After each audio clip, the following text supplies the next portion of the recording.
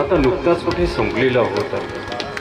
वनातली प्रत्येक पुष्प अगदी सुकून गेल्यासारखी झालेली होती, झाडं सुकून गेल्यासारखी झालेली होती, नदीचा ओघ कमी झालेला होता आणि आता श्रावण महिन्याला सुरुवात होणार होती। त्या अगोदर सायंकाळच्या वेळेला या गोकुळामध्ये एक गोप सभा भरली होती। वयाने वृद्ध असलेली सर्व गोप अगदी एकोप्याने एका कोपऱ्यात बसून कुठली तरी चर्चा चाललेली होती।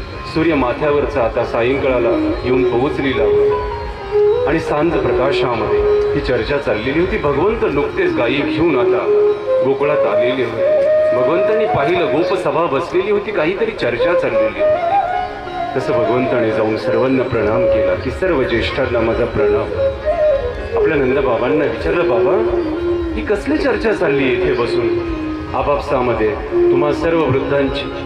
तसं नंदबाबा आपल्या मुलाकडे मोठ्या कौतुकाने पाहत म्हटले, कन्हैया तुला माहिती नाही, आपल्या गोकुळामध्ये आपण प्रत्येक वर्षी एक उत्सव साजरा करत असतो, इंद्राचा उत्सव। तसं कन्हैया काहीच माहिती नसल्यासारखं नंदबाबांना म्हटले, बाबा इंद्रांचा उत्सव म्हणजे का, कशा करता तो असतो? ते म्हटले, अरे इंद्र हा ढगाचा मालक आहे, या ढगांचा मालक आहे आणि तो पाऊस जेव्हा पाडतो तेव्हा धान्य उगवतं आणि म्हणून इंद्राला खंडणी म्हणून, भेट म्हणून आपण त्याची पूजा करतो, त्याला उपहार देतो आपण इंद्राला।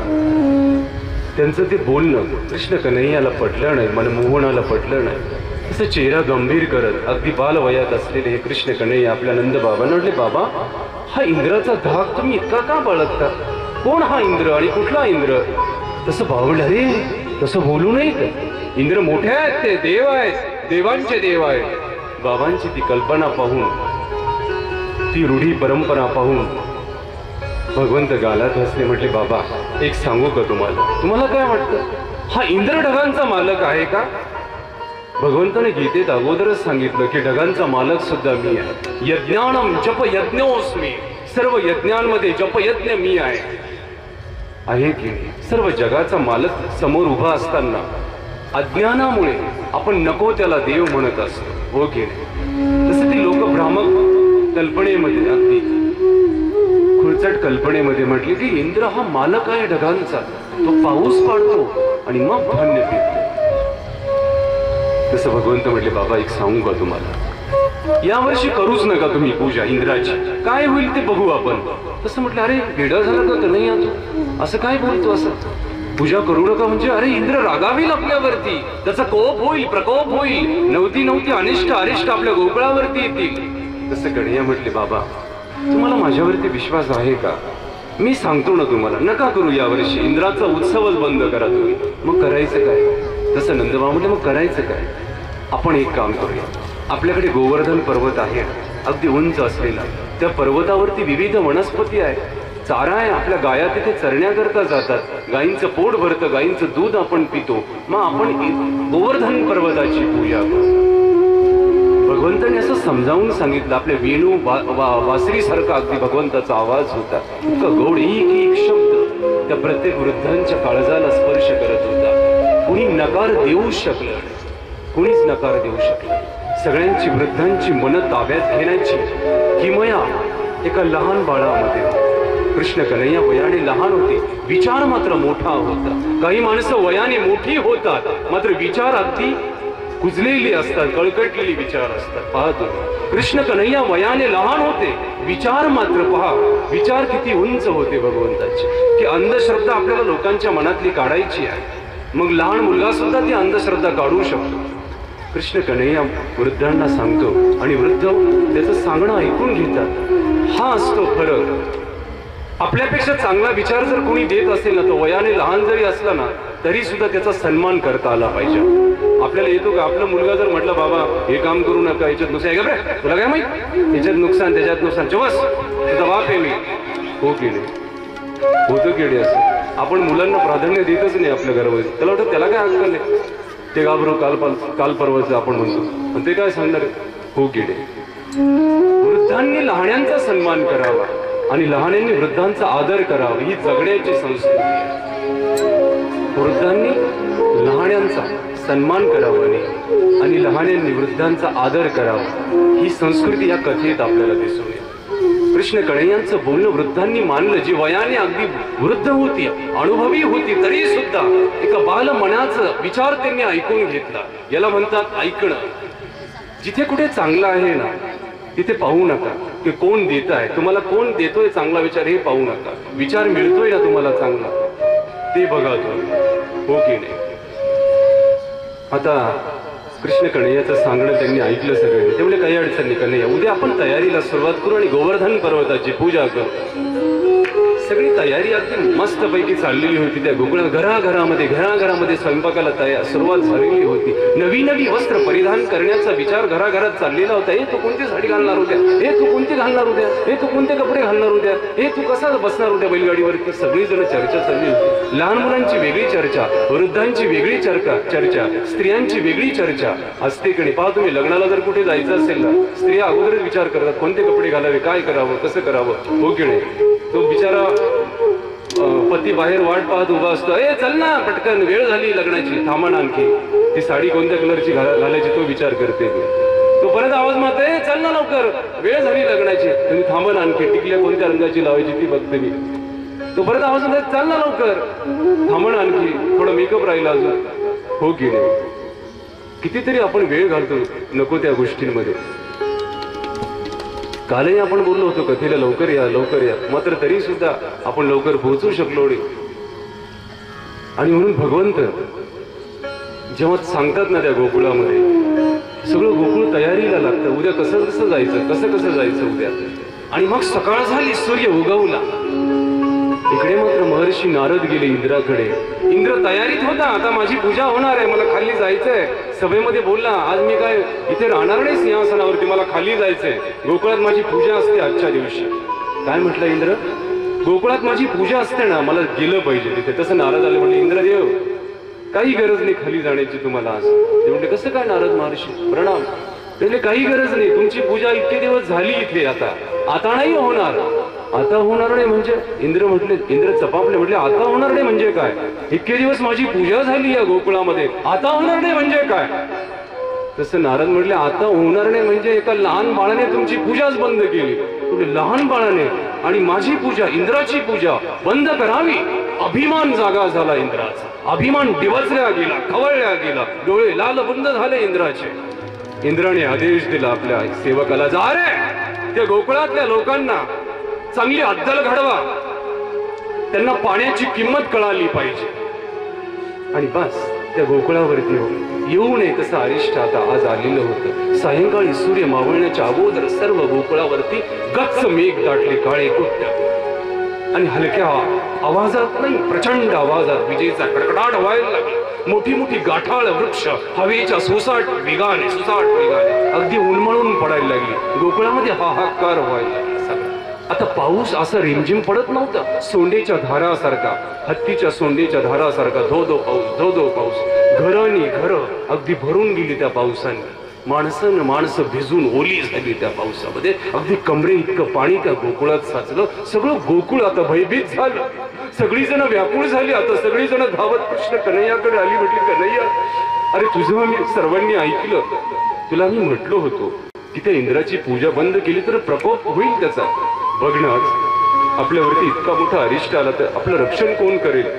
तसं कन्हैया म्हटले, आपण कोणाची पूजा करणार होतो, गोवर्धनाची. मग आपलं रक्षण गोवर्धन पर्वतच करेल. चला तिकडे सगळ्यांना गोवर्धन पर्वताच्या दिशेने कन्हैया आता घेऊन चाललेले. पाऊस धो धो पडत होता, विजेचा प्रचंड कडकडाट होत होता, आकाशामध्ये गडगडाट ढगांचा होत होता. इंद्र गंमत पाहत होता सगळ्यांची. आता मला शरण आल्याशिवाय यांना पर्यायच नाही, मला शरण आल्याशिवाय पर्याय नाही. इंद्र गंमत पाहत होता आणि भगवंत इंद्राचा अभिमान खेचून काढण्याकरता, इंद्राचा अभिमान ठेचण्याकरताना भगवंताने लीळा केली होती. पहा, देवांना सुद्धा अभिमान होऊ शकतो, देवता लोकांना सुद्धा अहंकार होऊ शकतो.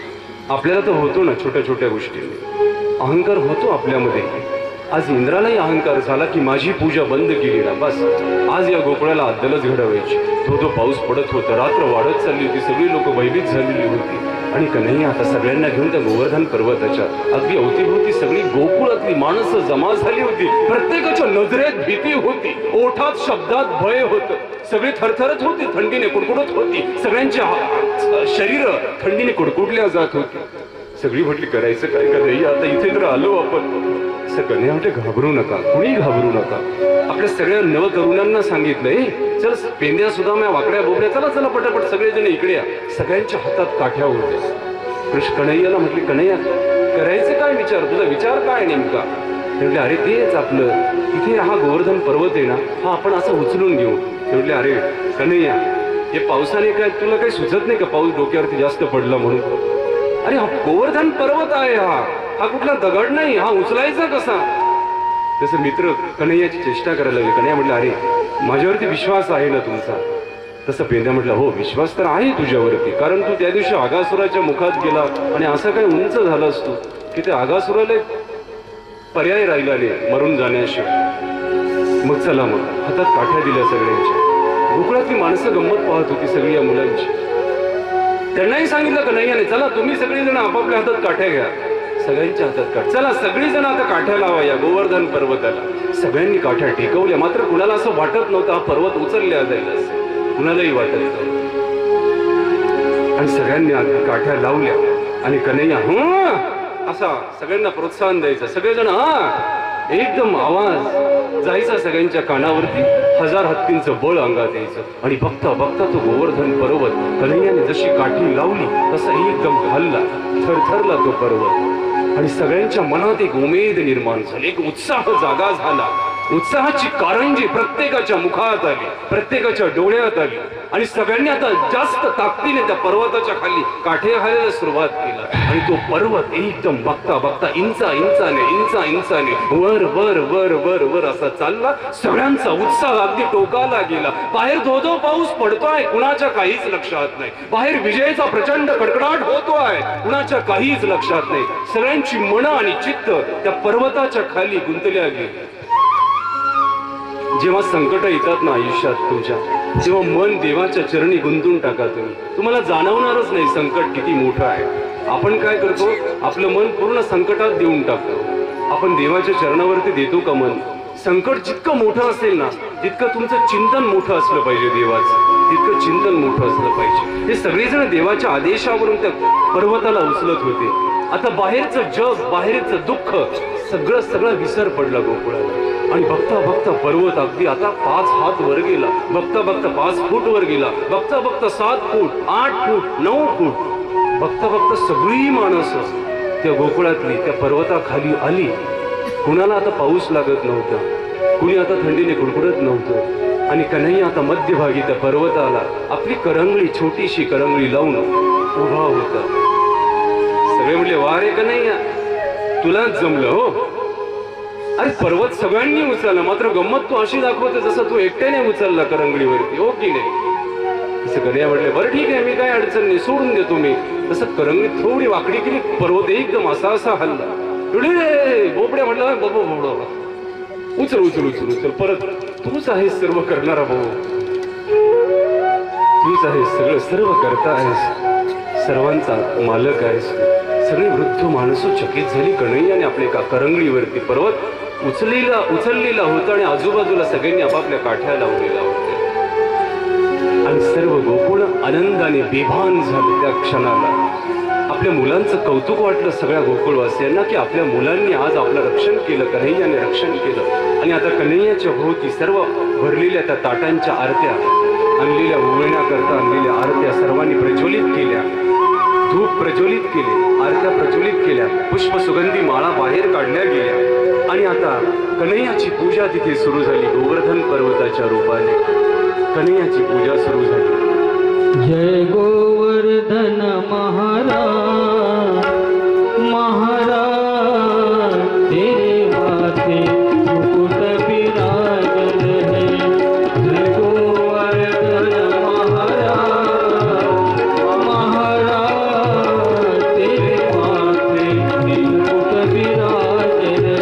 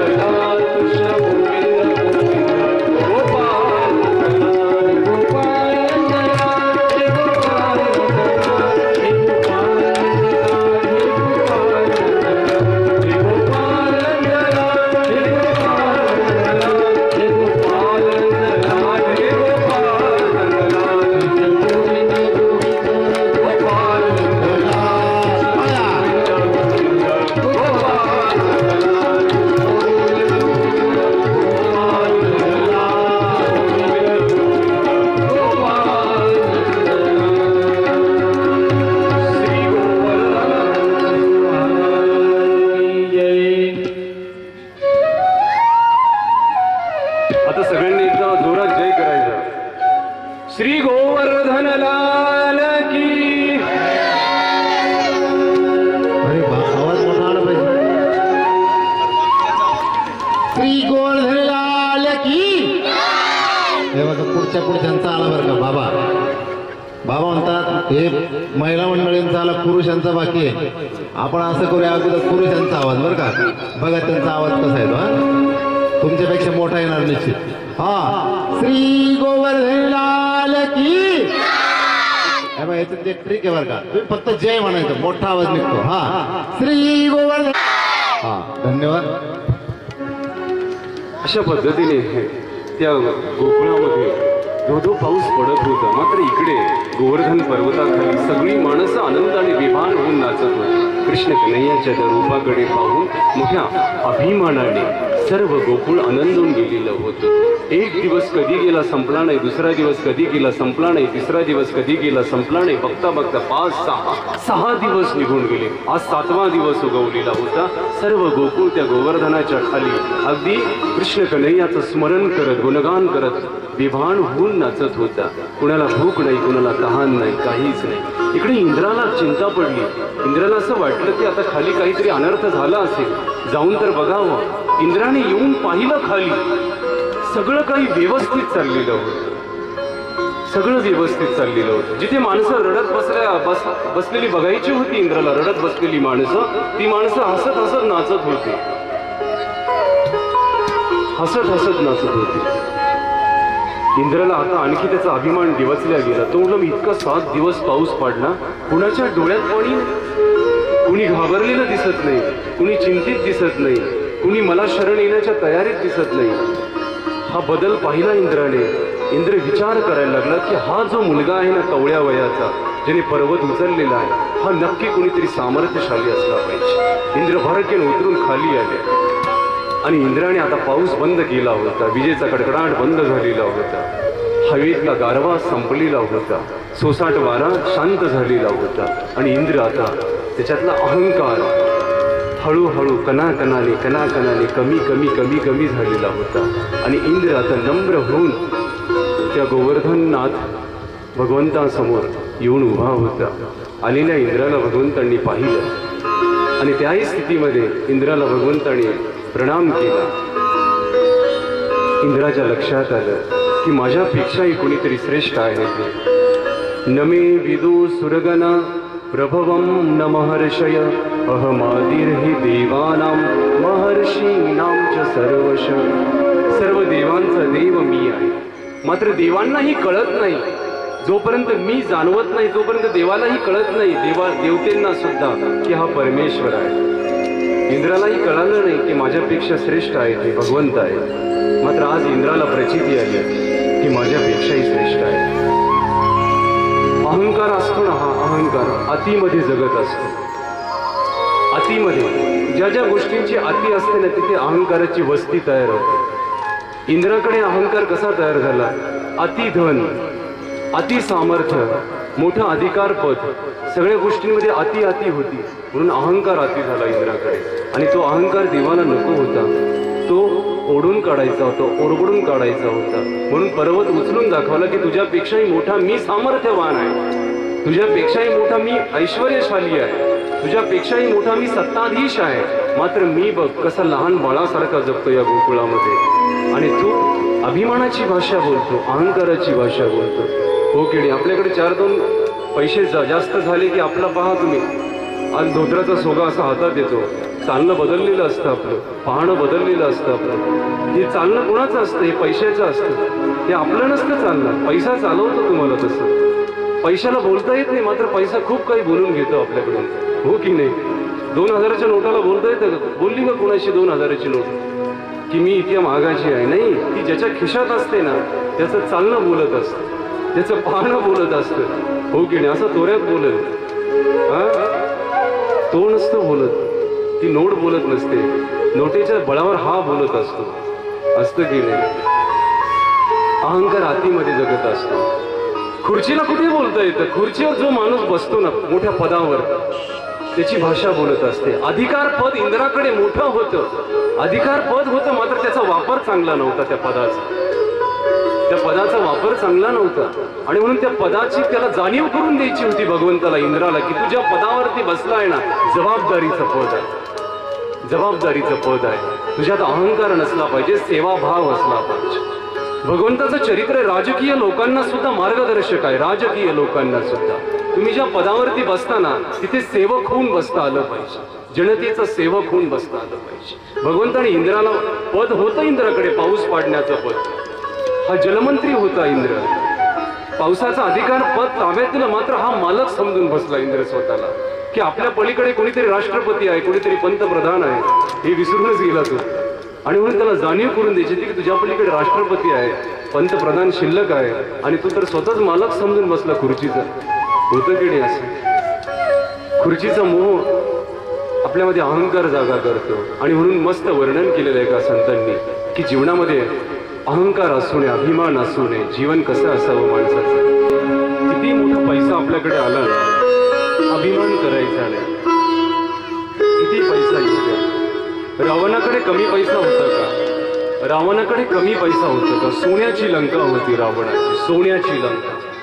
तरी सुद्धा ती लंका जळून गेली, भस्मसात झाली. राहिली का ती सोन्याची लंका? मात्र जोपर्यंत त्या लंकेत होता ना रावण, असा अभिमानात जगला, अहंकारात जगला, की माझ्यासारखा कोणीही नाही. त्याला मरावं लागलं, मरावं लागलं की नाही. त्याची लंका वानरांनी जाळली, वानरांनी. मग आपण अभिमान कशाचा करतो? आपलं घर तर सोन्याचं नाही होऊ शकत रावणासारखं.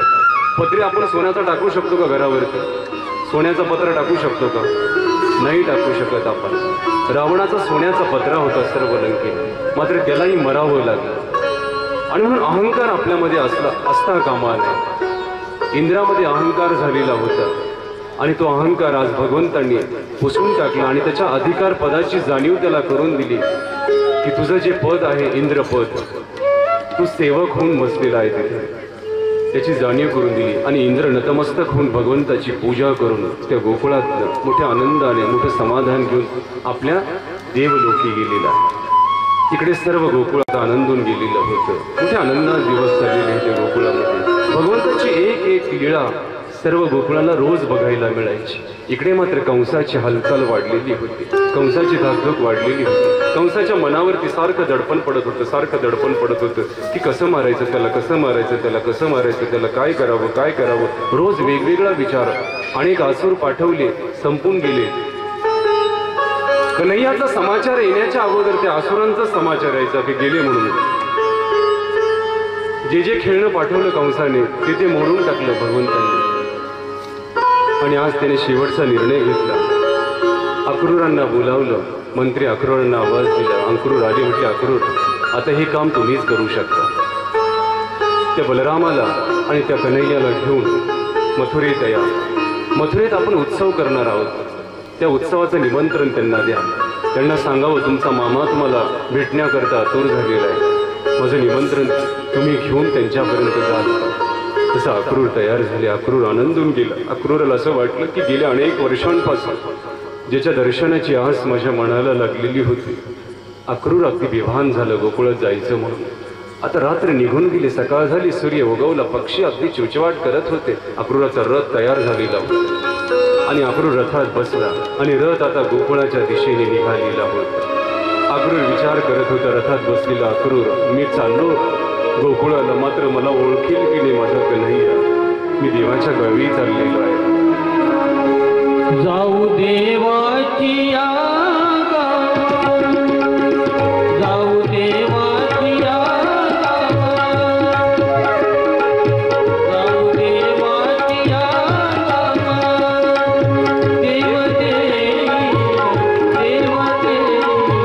देव जाऊ देवाची जाऊ देवाची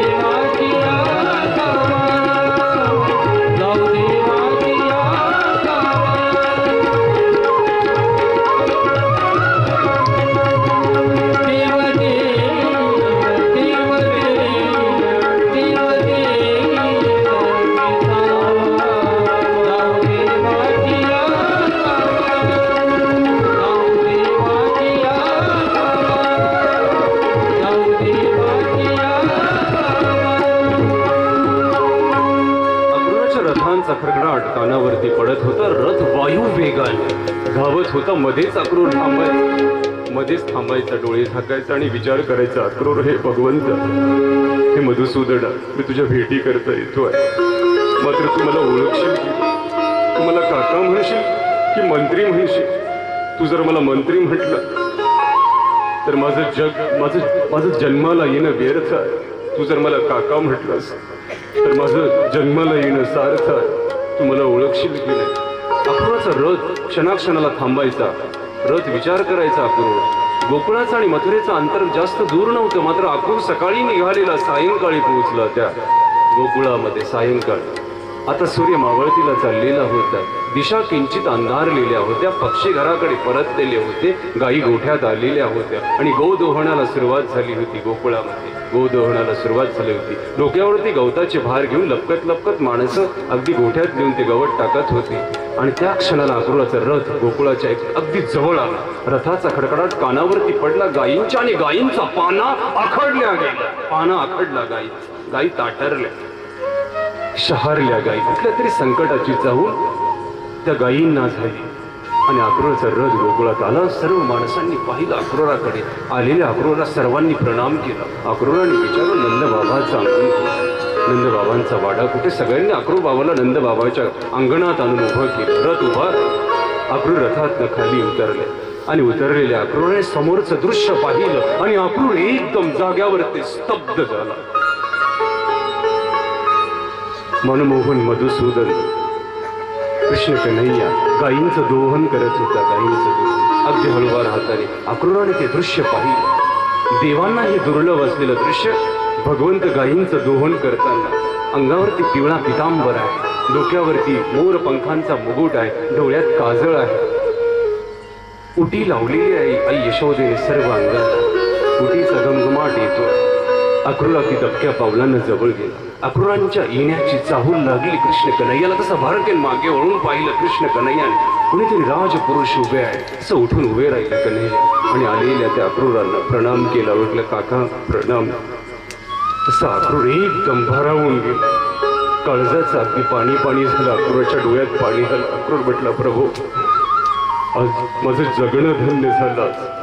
माझे कान आज तृप्त झाले, माझं मनही तृप्त झालं. तू मला काका म्हटलं, आज माझं जगणं तृप्त झालं. माझं इथे येणं सार्थ झालं. आज तुम्हाला काका म्हटलंस. घट्ट छातीशी कवटाळलं, डोक्यावरून हात फिरवला. इतक्यात नंद बाबांनी अंगणामध्ये नंद बाबांनी पाहिलं, महामंत्री अक्रूर तुम्ही इथे आज गोकुळामध्ये? हो, कंसांचा आदेश होता म्हणून आलो होतो. आलेल्या अक्रूरांचं स्वागत केलं, प्रणाम केला. नंद बाबाने अंगणात बसण्याकरता टाकले. आता गप्पाटप्पा झाल्या, सगळं झालं आणि आता अक्रूरांचं जेवण झालं. आता रात्र वाढत चालली होती. समोर यशोदा बसलेली होती, नंद बाबा बसलेले, ते अक्रूर काका बसलेले होते आणि सांगत होते, एक गोष्ट सांगत होती मथुरेतली. तसं सांगता अक्रूरांच्या जिभेवरती शब्द येत होते. जिभेपर्यंत शब्द यायचे, मात्र जीभ म्हणायची नाही. अक्रूरकर सांगू नकोस, सांगायला नाही पाहिजे. बघ यशोदेच्या चेहऱ्यावरती आनंद बघ किती आपल्या पुत्राचा, नंद बाबाच्या चेहऱ्यावरती कौतुक बघ किती आपल्या मुलाचा, आणि तू त्यांचा आनंद ओरबडून घेणारस का? सांगू नकोस. जीभ थरथरायची, जीभ शहारल्या जायची, शब्द जिभेपर्यंत यायचे, मात्र परत तिथे थिजून जायचे. ते शब्द जिभेवरती थिजून जायचे.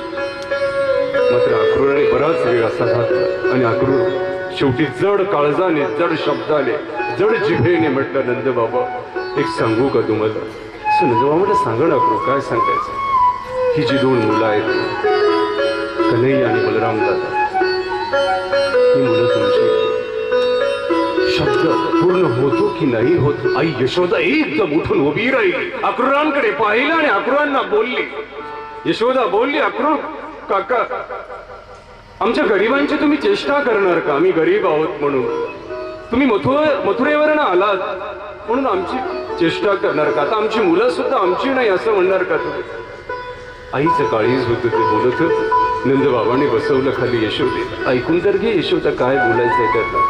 अक्रूर सांगत होता की देवकीचा मुलगा आहे कृष्ण कन्हैया, वसुदेवाची मुलं आहे, ही तुमची नाही, ती तुमच्याजवळ आणून ठेवल्या गेली होती. सत्य बाहेर पडत होतं अक्रूराच्या शब्दातून आणि इकडे मात्र काळीच थिजल्या जात होतं आई यशोदेच डोळ्यातनं अश्रुधारा बाहेर पडत होत नंद बाबा जड मनाने सर्व ऐकत होत यशोदेला धीर देत होता यशोदेच्या डोळ्यातनं मात्र अश्रू थांबत नव्हते हे विधात्या हे विश्व नियंत्या हे जग तू निर्माण करतोस आणि काळजावरती घाव घालतोस आज माझा कन्हैया माझं जीवन आहे माझं प्राण आहे आणि सांगतोस की तुझा नाही हा विधात्याला मनोमन आई यशोदा संतापलेली